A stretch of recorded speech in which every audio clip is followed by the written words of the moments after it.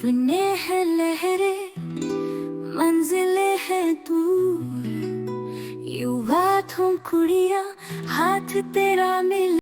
नमस्कार। नमस्कार। आज हम भारत के कुछ बहुत ही अहम पर्यावरण आंदोलनों पर बात करने वाले हैं। जी हमारे पास एक लेख है जो इन संघर्षों की पूरी कहानी बताता है। हाँ। और आज हम कोशिश करेंगे इनके पीछे की वजह, इनके लक्ष्य और इनका क्या असर हुआ उसे समझने की। बिल्कुल, ये बहुत जरूरी विषय है, खासकर आज के समय में। हाँ, क्योंकि अक्सर जब विकास की बात होती है तो पर्यावरण पर उसका क्या असर पड़ रहा है, ये सवाल कहीं ना कहीं पीछे रह जाता है। सही कहा। और यहीं से पर्यावरण आंदोलन या जिन्हें हरित आंदोलन भी कहते हैं वो सामने आते हैं।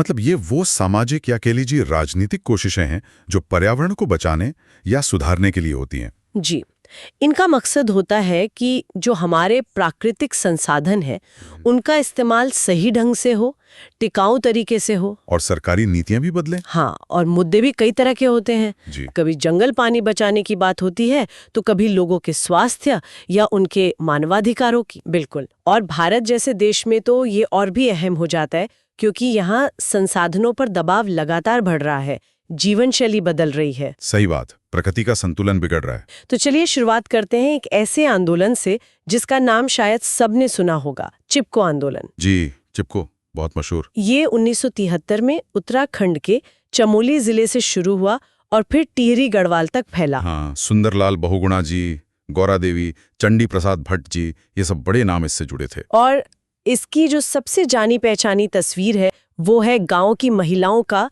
पेड़ों से सचमुच चिपक जाना। हाँ, ताकि ठेकेदार उन्हें काट न सकें। पर ये सिर्फ पेड़ बचाने तक ही सीमित नहीं था, है ना? नहीं, बिल्कुल नहीं। ये उससे कहीं ज्यादा गहरी बात थी। असल में ये स्थानीय समुदायों की अपने जंगल पर, अपने संसाधनों पर अधिकार की लड़ाई थी। अच्छा। उनकी मांग सीधी थी कि जंगल का जो फायदा है वो हमें मिलना चाहिए, स्थानीय लोगों को, बाहर के ठेकेदारों को क्यों? हाँ, ये बात तो है। और ये लड़ाई 1978 में तो और तेज हो गई थी जब विरोध कर रही महिलाओं को पुलिस फायरिंग तक का सामना करना पड़ा। अरे बाप रे। हाँ, फिर तत्कालीन मुख्यमंत्री थे हेमवती नंदन बहुगुणा। उन्होंने कमेटी बनाई और उस कमेटी ने आखिर में ग्रामीणों के पक्ष में ही फैसला दिया। तो ये एक तरह से सफल रहा। हाँ, कह सकते हैं। और इसने न सिर्फ भारत में बल्कि दुनिया भर में पर्यावरण और विकास के बीच के इस टकराव को एक नई पहचान दी। ये दिखाया कि आम लोग और खासकर महिलाएं जब एकजुट होती हैं तो कितना बड़ा बदलाव ला सकती हैं। बिल्कुल। और इसी तरह का एक और संघर्ष हमें दक्षिण भारत में देखने को मिलता है, केरल की साइलेंट वैली का। हाँ, साइलेंट वैली बचाओ आंदोलन। यस, ये भी बहुत महत्वपूर्ण है। ये 1978 की बात है।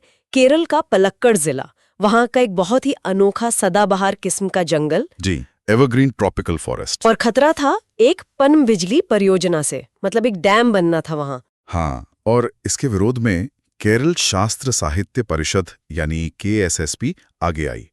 कवियत्री सुगत कुमारी जी ने भी बहुत अहम भूमिका निभाई। ये दिलचस्प है कि इसमें वैज्ञानिक संगठन और साहित्य जगत के लोग भी जुड़े। बिल्कुल। और सिर्फ वही नहीं, कई सारे NGOs, गैर सरकारी संगठनों ने भी इसका जोरदार विरोध किया। तो जनता का दबाव काफी बढ़ गया होगा। बहुत ज्यादा। और नतीजा ये हुआ कि जनवरी 1981 में उस समय की प्रधानमंत्री इंदिरा गांधी ने घोषणा की कि साइलेंट वैली को बचाया जाएगा, उसे छेड़ा नहीं जाएगा। अच्छा। और फिर 1985 में इसे राष्ट्रीय उद्यान, नेशनल पार्क घोषित कर दिया गया। तो ये सार्वजनिक विरोध की एक बहुत बड़ी जीत मानी जाती है। वाकई। जंगलों की बात अगर नदियों की बात करें तो बांधों को लेकर भी बड़े आंदोलन हुए हैं। हाँ, बिल्कुल। और इसमें शायद सबसे बड़ा नाम नर्मदा बचाओ आंदोलन यानी NPA का आता है। जी, NBA 1985 में शुरू हुआ। ये गुजरात, मध्य प्रदेश, महाराष्ट्र, इन राज्यों से बहने वाली नर्मदा नदी पर कई बड़े बांध बन रहे थे, खासकर सरदार सरोवर बांध। उसके खिलाफ था ये। हाँ, देखिए, शुरुआत में इसका मुख्य फोकस था उन लोगों पर जो बांध की वजह से विस्थापित हो रहे थे, मतलब जिनका घर, जमीन सब डूब रहा था। उनके ठीक से पुनर्वास की मांग थी। मेधा पाटकर, बाबा आमटे जैसे बड़े नाम इससे जुड़े। जी। और उनके साथ हजारों आदिवासी, किसान, मानवाधिकार कार्यकर्ता सब लोग जुड़े। लेकिन धीरे धीरे आंदोलन का दायरा बढ़ा। कैसे? ये सिर्फ पुनर्वास की लड़ाई नहीं रही, बल्कि पूरी नर्मदा घाटी की जो पारिस्थितिकी है, जो पर्यावरण है, उसको बचाने की लड़ाई बन गई। अच्छा, मतलब पूरा इकोसिस्टम। हाँ, पूरा इकोसिस्टम। उन्होंने मांग की कि भाई ये जो सरदार सरोवर बांध की ऊंचाई आप 130 मीटर रखना चाहते हैं, इसे कम करो, 88 मीटर तक लाओ। और ये आंदोलन चला कैसे, मतलब तरीका क्या था? पूरी तरह से गांधीवादी। ओके। अहिंसक विरोध, सविनय अवज्ञा, धरने, प्रदर्शन। इसका कुछ असर हुआ, जैसे वर्ल्ड बैंक वगैरह में भी शायद? हाँ बिल्कुल, विश्व बैंक पर दबाव बना और वो इस परियोजना से पीछे हट गया। सुप्रीम कोर्ट ने भी दखल दिया और अक्टूबर 2000 में बांध की ऊंचाई 90 मीटर तक सीमित रखने की मंजूरी दी, कुछ शर्तों के साथ। लेकिन बांध तो फिर भी बना, तो क्या इसे असफल माना जाए? देखिए, पूरी तरह असफल कहना ठीक नहीं होगा। हाँ, ये सच है कि वो बांध बनने से रोक नहीं पाए।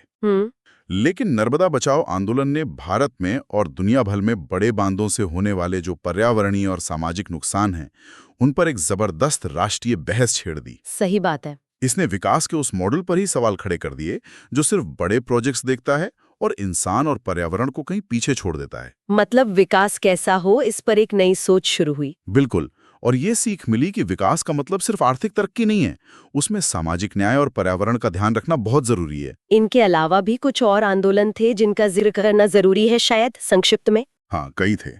जैसे 1982 में बिहार, जो अब झारखंड का हिस्सा है, सिंहभूम में जंगल बचाओ आंदोलन हुआ। वो क्या था? वहां सरकार ने जो कुदरती साल के जंगल थे, उन्हें काटकर कीमती सागौन लगाने का फैसला किया था। तो आदिवासियों ने इसका विरोध किया कि भाई हमारे जंगल क्यों काट रहे हो। अच्छा। फिर 1983 में कर्नाटक में अप्पिको आंदोलन हुआ। ये एक तरह से चिपको का ही दक्षिणी रूप था, पेड़ काटने और जंगलों के कमर्शलाइजेशन के खिलाफ। अप्पिको मतलब भी शायद चिपकना ही होता है कन्नड़ में। हाँ, करीब करीब वही मतलब है। और फिर 1990 के दशक का टिहरी बांध विरोधी संघर्ष भी बहुत अहम है उत्तराखंड में। हाँ, टिहरी शहर डूबने का खतरा था। बिल्कुल, और वो पूरा इलाका भूकंप के लिहाज से भी बहुत संवेदनशील है, तो इतने बड़े बांध की सुरक्षा पर भी सवाल थे। ये सारी कहानियां ये दिखाती हैं कि जमीनी स्तर पर लोग जब आवाज उठाते हैं तो उसका कितना असर होता है। यही साबित करते हैं कि जब आम नागरिक संगठित होकर आवाज उठाते हैं तो वो विकास के नाम पर होने वाली गतिविधियों के जो पर्यावरणीय और सामाजिक परिणाम हैं, उन पर सवाल खड़े कर सकते हैं। और सरकारों पर दबाव भी बना सकते हैं। हाँ, दबाव बना सकते हैं कि ऐसी नीतियां बने जो ज्यादा टिकाऊ हों, पर्यावरण के लिहाज से बेहतर हों। ये सारे संघर्ष कई दशक पुराने हैं। बिल्कुल, लेकिन इनकी गूंज आज भी सुनाई देती है। बिल्कुल। आज जब भारत एक बार फिर से विकास और पर्यावरण के बीच संतुलन बनाने की चुनौती से जूझ रहा है, तो ये सोचने वाली बात है कि इन ऐतिहासिक आंदोलनों से हमने क्या सीखा है और क्या उन सबको को आज की जो चुनौतियां हैं उनके समाधान में इस्तेमाल किया जा सकता है। यही सबसे बड़ा सवाल है आज के संदर्भ में।